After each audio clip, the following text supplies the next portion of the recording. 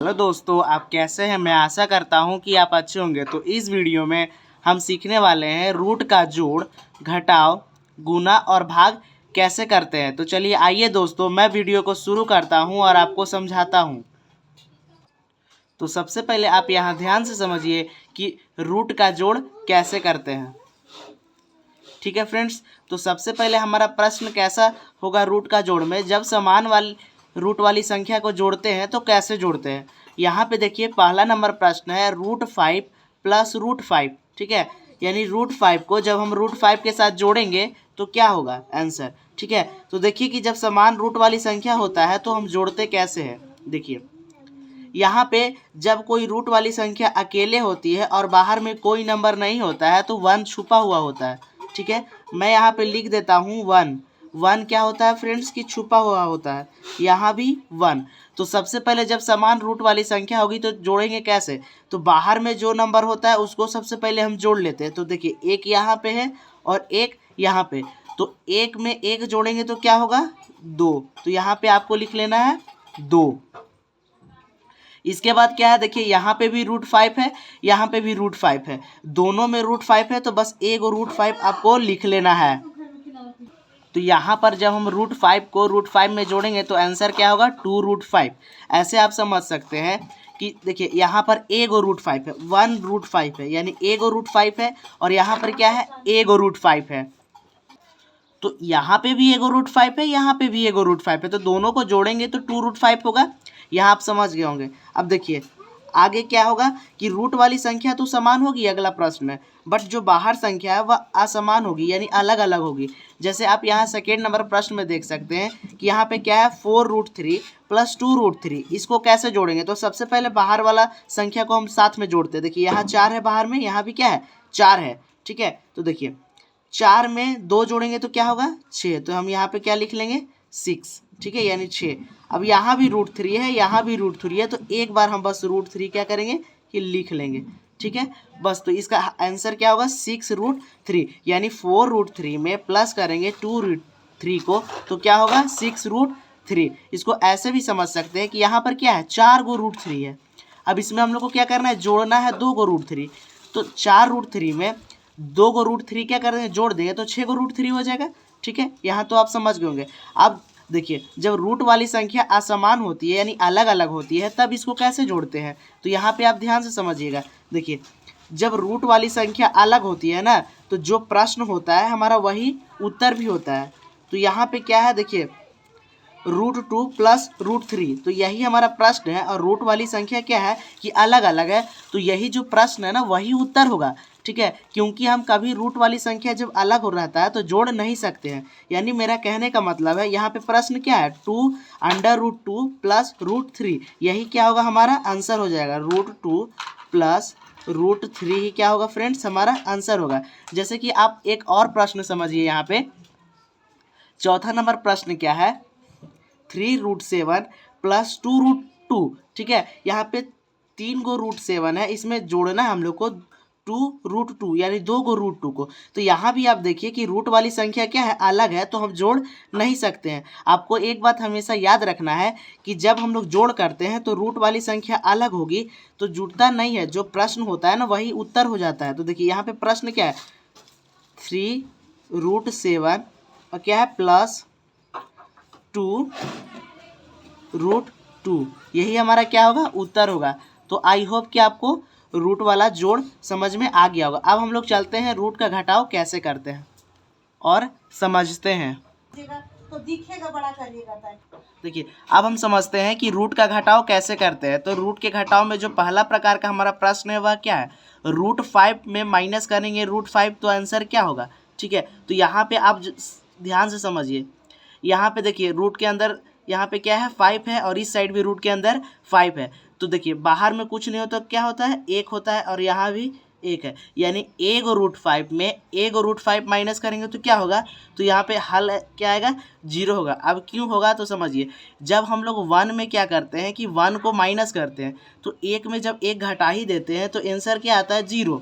तो यहाँ भी एक और √5 में जब माइनस कर देंगे एक और √5 तो आंसर क्या आएगा 0। तो यहाँ पे आंसर 0। जैसे कि आप और समझिए मान लेते हैं यहाँ √2 में हम घटाते हैं √2 को, तब आंसर क्या आएगा?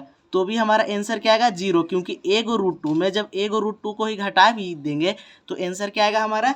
0। अब देखिए जो दूसरा टाइप का क्वेश्चन है वह क्या है?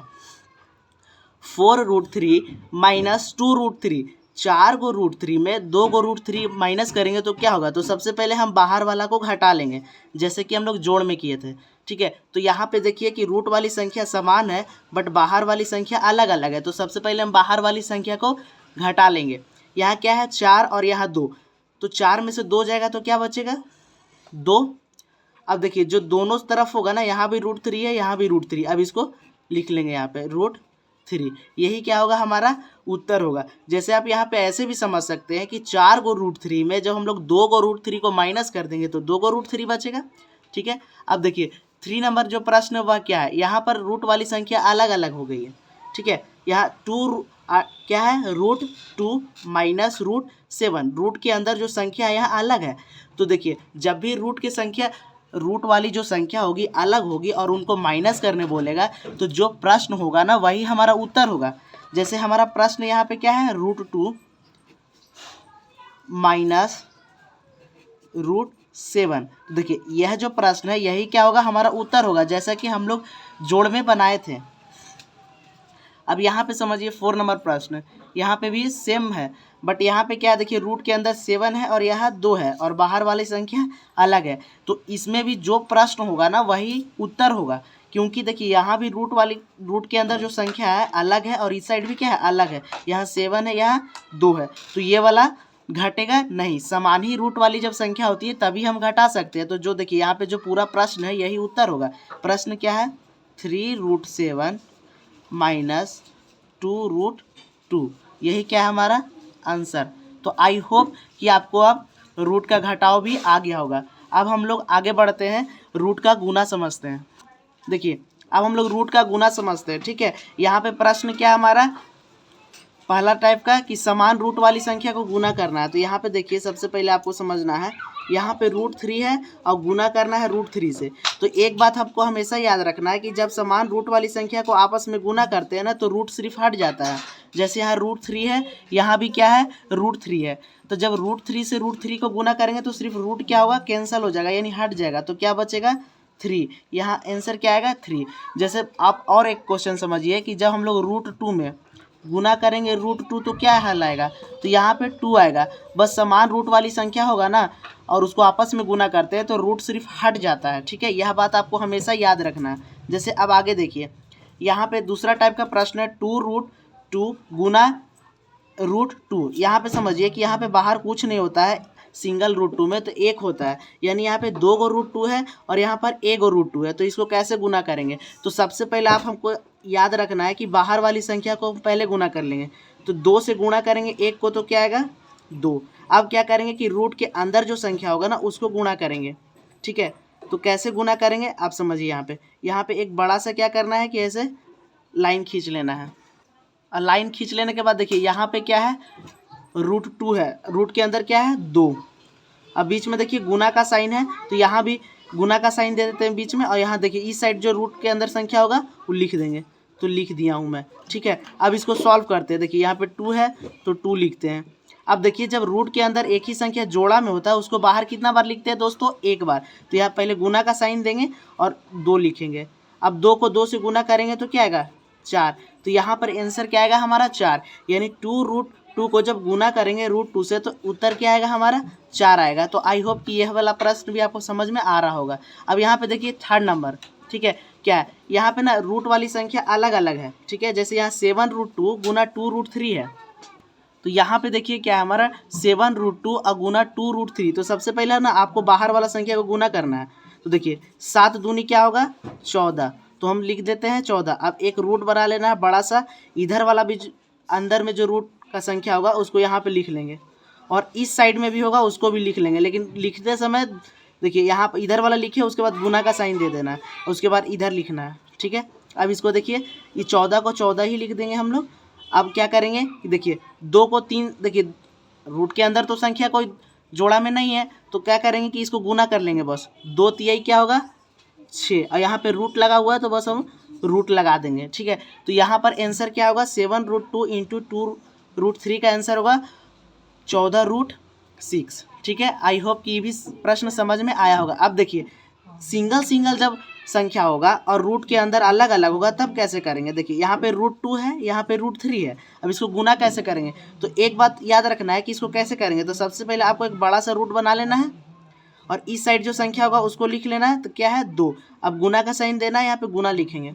यहाँ पे रूट के अंदर क्या संख्या है 3, तो 3 लिखेंगे। अब क्या करना है कि आपस में गुना कर देंगे, तो 3 दूनी 6 हो जाएगा और बड़ा सा रूट है तो यहाँ पे एक रूट लगा। तो यानी इसको जब हम लोग गुना करेंगे तो क्या है आंसर √6। अब हम लोग रूट का भाग समझते हैं। देखिए रूट का भाग बहुत ही आसान होता है, ठीक है। यहाँ पे समझिए रूट का भाग कैसे करते हैं। तो पहला नंबर हमारा जो प्रश्न है वह क्या है, √3 को √3 से भाग देना है। तो भाग का मतलब क्या होता है, बट्टा। जैसे √3 को देना है √3 से भाग, तो यहाँ पे √3 देते हैं और भाग का चिन्ह देते हैं बट्टा का। और यहाँ क्या है √3, तो यहाँ पे लिखते हैं हम √3। तो देखिए ऊपर भी √3 है, नीचे भी √3 है, तो काट देंगे तो कैंसिल हो जाएगा। तो कैंसिल होकर आंसर क्या आएगा हमारा 1 आएगा, ठीक है। तो यहाँ √3 को जब हम डिवाइड देंगे √3 से तो क्या आएगा 1 आएगा। इस टाइप का आपको क्वेश्चन समझ में आ गया होगा कि हल कैसे करेंगे। अब सेकेंड नंबर प्रश्न क्या है, देखिए 2√5 डिवाइडेड बाई √5, ठीक है। यानी 2√5 को भाग देना है √5 से। तो सबसे पहले आप लिख लीजिए इसको, ठीक है। कैसे लिखेंगे, देखिए ऊपर में हम लिख लेंगे 2√5, भाग का चिन्ह देंगे और नीचे क्या लिख लेंगे 5।